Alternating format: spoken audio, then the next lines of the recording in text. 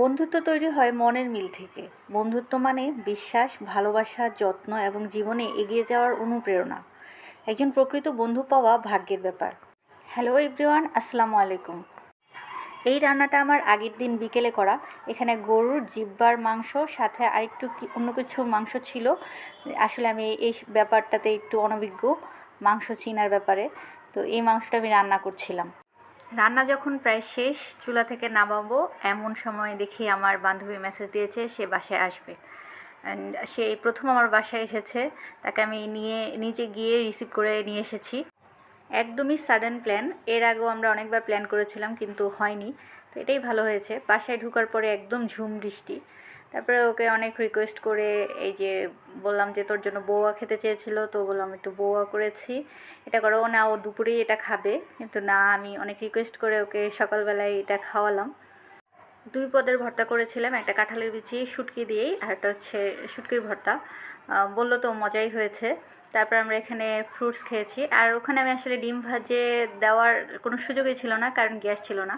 এই যে পোলাওর চাল ভাজছি, এটা আমরা বিকেলে প্রায় বিকেল বলতে হ্যাঁ 4:30 বাজে, 4টা বাজে পোলাও রান্না বসাই, আর খেতে খেতে আমাদের 5টা বেজে যায়, কারণ গ্যাস নেই। কার কার এলাকায় গ্যাসের প্রবলেম আছে আমাকে কমেন্ট করে বলতে পারেন। এরকম প্রবলেম হচ্ছে রিসেন্ট, গত 3 দিন ধরে চুলা একদমই জ্বলতে যাচ্ছে না। তারপরে এই যে দুই বান্ধবী মিলে একটু বাইরে গেলাম, গিয়ে একটু মার্কেটে আমরা একটু শপিং টপিং করতে চেষ্টা করেছিলাম, কিন্তু তেমন করা হয় নাই, কারণ সময় ছিল না ওর হাতে, বাসায় যেতে হবে। আমরা এই যে ঘোরাঘুরি করলাম, জুতোর দোকানে একটু ঘুরলাম। আমরা 99% মেয়েরাই মনে হয় শপিংটা পছন্দ করি, শপিংয়ে যেতে, শপিং করতে। আমার তো শপিং না থাকলেও মার্কেটে গিয়ে ঘুরতে, শপিং মলে ঘুরতে ভালো লাগে।